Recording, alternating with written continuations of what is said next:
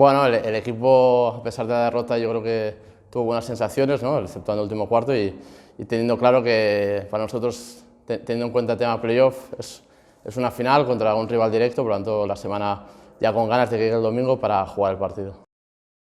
Sí, la verdad es que la Roda, por la plantilla que tiene, yo creo que perfectamente podría estar a la altura de Albacete, es decir, luchando por la cuarta posición, pero bueno, al final la liga es tan igualada que si no estás bien, pues te puede ganar cualquiera, como decía hace semanas. Y bueno, esperaremos un equipo que viene 3 victorias seguidas, una contra el Barça, Menorca, es decir, equipo que viene en buena dinámica y con grandes jugadores, ¿no?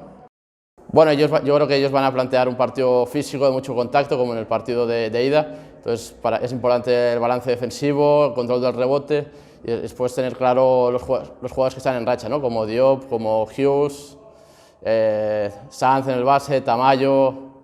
Bueno, las quedan 3 jornadas, es lo que decía yo antes, es para luchar el playoff y entonces el equipo ya está preparado con ganas para conseguir ese objetivo del playoff, ¿no? Y por lo tanto yo creo que los jugadores tienen que dar ese plus para poder conseguirlo.